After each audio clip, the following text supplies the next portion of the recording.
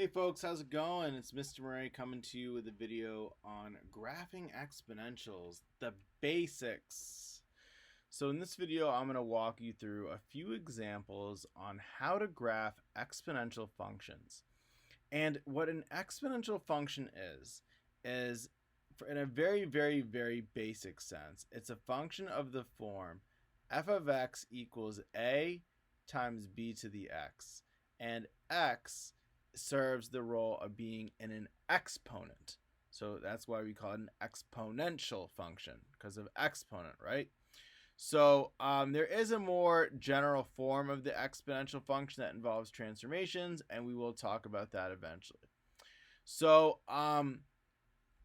what I have here is the function 3 to the x, and my goal is to graph it.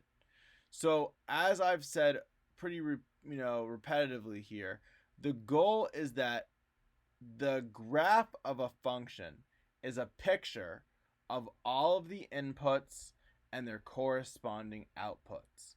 So if you want to know what the graph looks like, what you need to do is plug in some numbers and see what comes out. Because if I want a picture of the inputs and the outputs, well, maybe it would help to know what those are.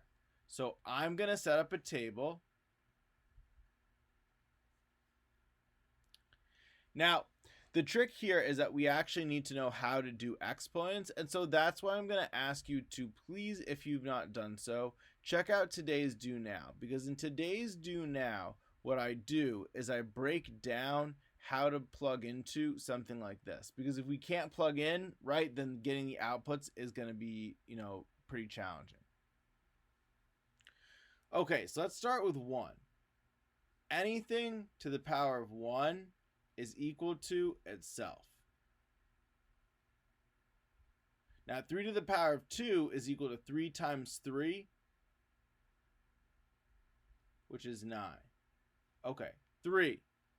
3 times 3 times 3 is 27, and that is way off the graph. That's not going to fit. I can tell. So I'm going to stop here on this end. Now I'm going to plug in 0. I remember that anything to the power of 0 is equal to 1.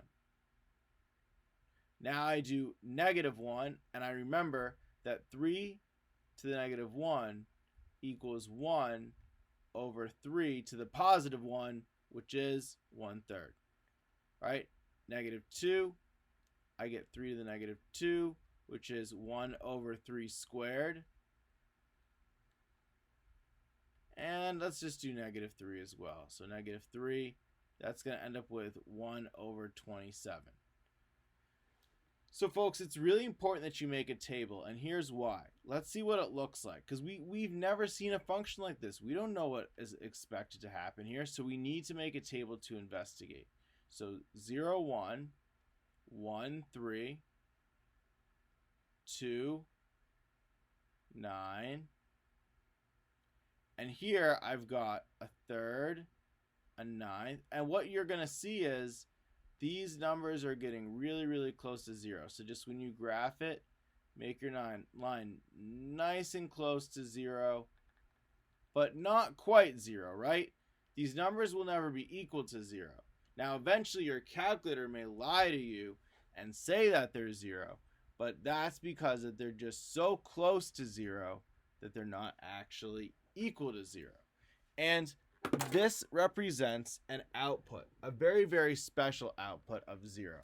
And what's special about 0 is that 0 can never be obtained. It's the only value that can never be obtained, no matter what you plug in for x. Okay, and so what I'm going to do is I'm just going to expand on this line. I'm going to make this line just a little bit bigger. I'm going to highlight it in red. And this is what we call this line right here. We call this the horizontal. Now, why do you think I call it horizontal? Because it is a horizontal line. Asymptote. Now that's a new word. An asymptote is, in general, a line that represents either an input or an output that is not possible. So sometimes there are numbers that we can't plug in, and sometimes there are numbers that can never come out. In this case, because the number 0 is never going to come out, the function is going to become very, very close to this horizontal asymptote, but it will never touch it.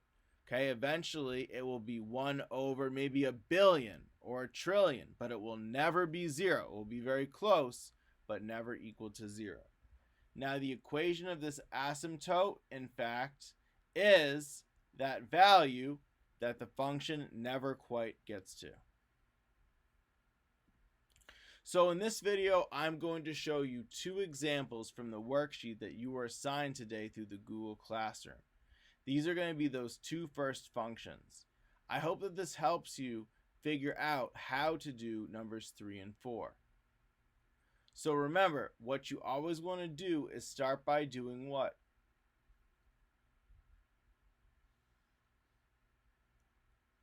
You guessed it, make a table. So I make my table, and now let's plug in a few numbers. So let's plug in 0, 1, 2, 3, and how about I plug in -1, -2, and -3. So first of all, anything to the power of 0 is always 1. Anything to the power of 1 is always itself.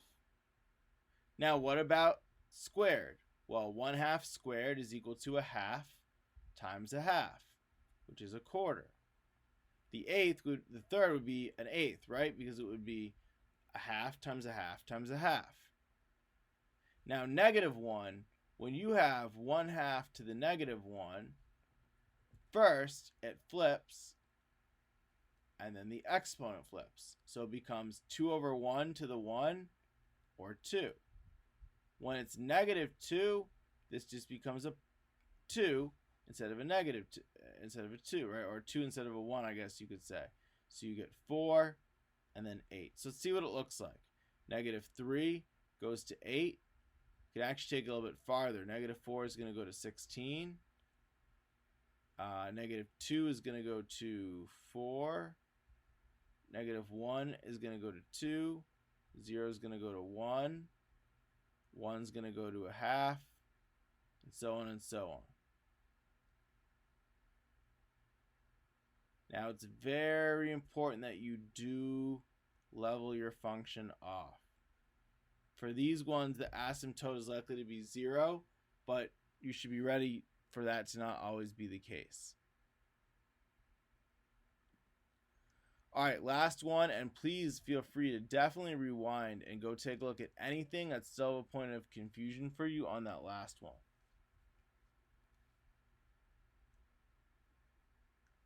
So here, remember, very first thing is you do what? You make a table. Great. So let's try 1, 2, 3, 4, 0, -1, -2, -3, -4. So again, the 1 will give me 2 because anything to the power of 1 is itself. The 2 should give me a 4. 2 times 2. 2 times 2 times 2. 2 times 2 times 2 times 2. Anything to the power of 0. And then these, note, are just going to essentially be the reciprocals of what you already know. So finding out part of the table actually helps you find the other part without really doing any plugging in at all. So I've got 0, 1, 1, 2, 2, 4, 3, 8, 4, 16. Okay, so on one end, again, we're getting close to 0, and then boom, shooting to infinity. Okay, folks, so today your goal is to begin to graph exponential functions using what we've done here, including laws of exponents. Best of luck with that today. Please, please, please feel free to send me questions at any time. And don't forget to love math.